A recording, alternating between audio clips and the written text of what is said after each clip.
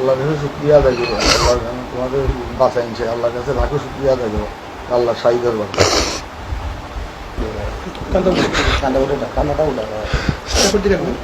কান্নাটা 21 July 2025 Diabari milestone school and college. প্রতিদিনের মতোই school দুপুরে 1 ঘটিকা ছুটি হয়। হোস্টেলে ফেরত যায় ভাত খাওয়ার জন্য, ভাত খাওয়ার পর কোচিংয়ে যায়। তখন অনেকেই হোস্টেলের ভিতরে ছিল, ভাত খাচ্ছিল, আবার অনেকেই হোস্টেলে ঢুকতে পারেনি। তখন আমি হোস্টেলের সামনে রাস্তায় দাঁড়িয়েছিলাম। তখন হঠাৎ করে একটা বিকট শব্দ হলো, শব্দের সাথে রাস্তা কেঁপে উঠলো, আমি পড়ে গেলাম। পড়ে যাওয়ার পর পায়ে ব্যথা পেয়েছি। পিছন তাকে দেখি কি আমার কলেজের 2টি বোন গায়ে আগুনে দৌড়াচ্ছে, ও ছোট ছোট আমাদের ভাই বোনরা দৌড়াচ্ছে, ছটপট করছে। এবং আমি তাকে ওই ভবনটায় তাকায় দেখি কি একটি ফাইটার জেট বিধ্বস্ত হয়ে পড়ে আছে। আমাদের ফ্লোর টিচার সুপার স্যার বলেছেন যে আমরা সেভে থাকতে, কোনো একটা খালি জায়গায় থাকতে। তো আমি আর আমার একটা ভাই আমরা আমাদের মেইন গেট দিয়ে বাইরে যাই না, কারণ ওই পাশে আগুন ছিল। এই জন্য আমরা পিছন দিয়ে ঘুরে যাই, সেভে যাওয়ার পর আমাদের গার্ডিয়ানদের কল দিই, কল দেওয়ার পর আমরা সুরক্ষিত হই।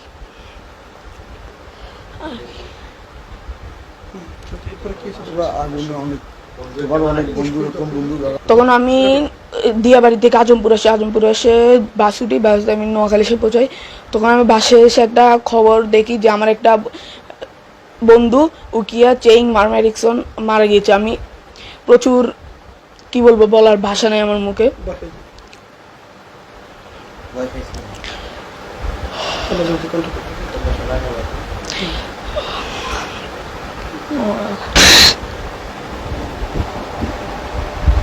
বান্ডেল থাকলে প্রতি সেনমানিতে টাকা বাঁচবে।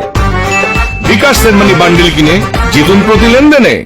যখন আমি বাসে উঠি তখন বাসটা খালি ছিল, একজন লোক ছিল আমার পিছের সিটে বসছিল। তখন বলছিল তুই কি মাইলস্টোন পড়ো? আমি বলছি হ্যাঁ। তোমার বিমান ক্র্যাশের কথা বললো, তো আমার বললো তুমি কি তোমার বাবা মার সাথে কথা বললো? তো আমি বলছি হ্যাঁ। তারপর আমি আমার আম্মুর সাথে যোগাযোগ করি। এরপর আমি যখন বাসে দেখি যে আমাদের এই মাইলস্টোনে খারাপ অবস্থা, আমার ছোট ভাই বোনরা অনেকে মারা গেছে। আমাদের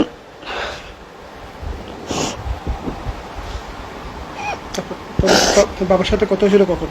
কিভাবে কথা বলছো বাবার সাথে? আমার সাথে কথা বলছি ওই যে বাবার সাথে কিভাবে কথা বলছো?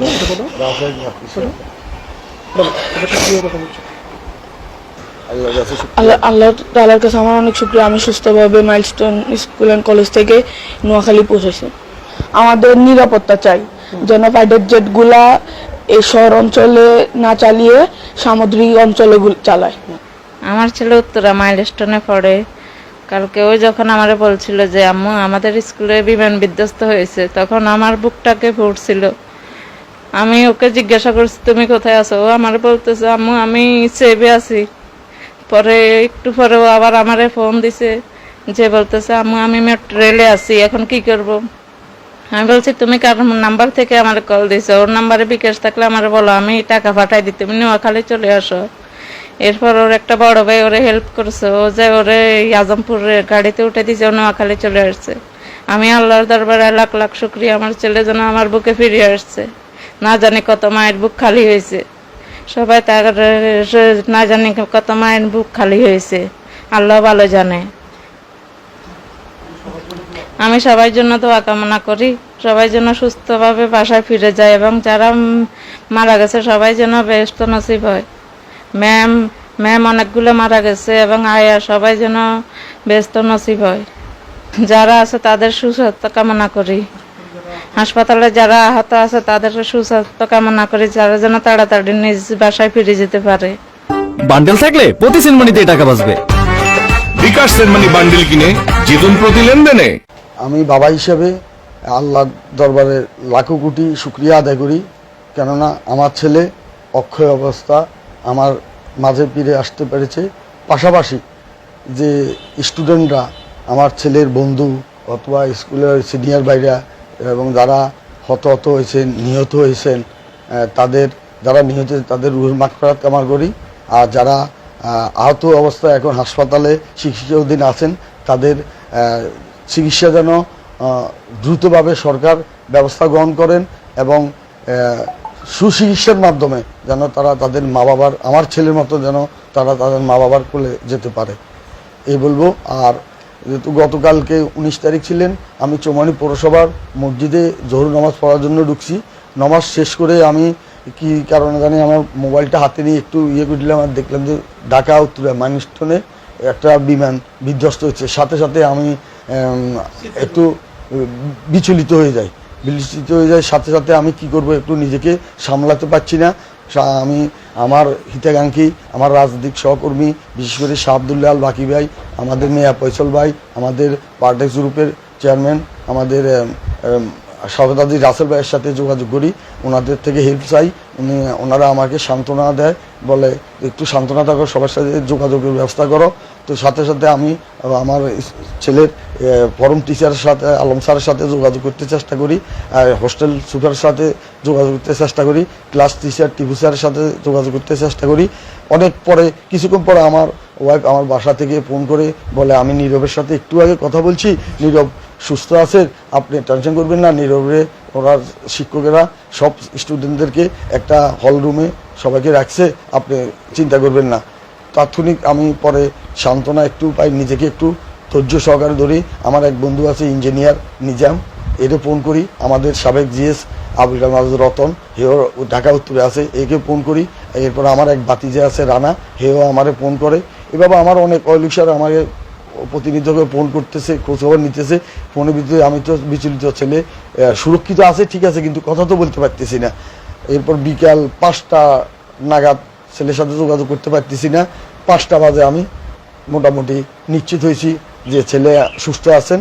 যেহেতু আগেই জানছি সুস্থ আছেন, তারপরও 5টা বাজে আমি কনফার্ম হয়ে নিজেকে একটু স্বস্তি আনি। বান্ডেল থাকলে প্রতি সেনমানিতে টাকা বাঁচবে। বিকাশ সেনমানি বান্ডিল কিনে জিতুন প্রতি লেনদেনে। কর্তৃপক্ষ যেন এটার একটা সঠিক তদন্ত করে, আসলে কি এটা কোনো নাশকতা নাকি না এটা অ্যাক্সিডেন্ট না দুর্ঘটনা, এটা প্রকৃত দেশবাসী জানতে চায়। কেননা জানতে চায়, আমার মনে হয় আমার এই 55 বছর বয়সে বাংলাদেশের ইতিহাসে এই ধরনের ঘটনা এই প্রথম, আর দেখি নাই এবং প্রথম। আর সবচেয়ে আশ্চর্য বিষয় হলো, এখন পর্যন্ত আমরা সঠিকভাবে নির্ধারণ করে, সরকারও নির্ধারণ করছে না, মিডিয়ার মাধ্যমে যেটুকু জানতে পারতেছি কতজন স্টুডেন্ট মারা গেছে, কতজন স্টুডেন্ট আহত আছেন, কতজন স্টুডেন্ট কি অবস্থা আছেন এখনো জানি না। সেটা হলো আমার ছেলে আজকে আমার বুকে ফিরে আসছে, এটা বড় কথা না। বড় কথা হলো আরও তো অনেকের মা বাবার বুক খালি হয়েছে, যা সে বুঝে, যার ক্ষয় যে সে বুঝে তার কি হারাইছে। একজন ছেলেকে মানুষ করার জন্য বাবা মার কত কষ্ট লাগে। আমি তো চেষ্টা করি আমার ছেলেটা ভালো একটা কিছু করুক। তো আমি আপনার মাধ্যমে দেশবাসীর কাছে দোয়া চাই, এবং সে আবারও মহান রব্বুল আল্লাহর কাছে হাজারো শুকরিয়া আদায় করি যে আমার ছেলে জীবিত আমার কাছে ফিরে আসছে। ধন্যবাদ। আমাদের মাঝে ফিরে আইছে, আল্লাহর কাছে প্রার্থনা করি আল্লাহ যেন তাকে নেক হায়াত দান করছে। আবার যে ছেলেগুলো মারা গেছে তাদেরকে জান্নাত দান করক। যে ছেলেগুলো চিকিৎসাধীনে আছে তাদেরকে তাড়াতাড়ি আল্লাহর কাছে দোয়া করি, তাদের সুস্থতা দান করে মায়ের কোলে ফিরে দেখ। তারপরে এই যে অ্যাক্সিডেন্টও হয়েছে, এই অ্যাক্সিডেন্টটার জন্য আমরা খুবই লজ্জিত, এমনকি খুবই আমরা মত আমরা চাই না এই বিমানগুলা এই আমাদের ঢাকার উপরে এই প্রশিক্ষণ নেক, বিমানগুলো ঢাকার বাইরে কোথাও নীরব জায়গাতে যে প্রশিক্ষণ দেখ, সরকার কাছে এটা আমি প্রার্থনা করি। আর কোনো মায়ের ছেলে যেন, মায়ের ছেলের বুক যেন না খালি হয়।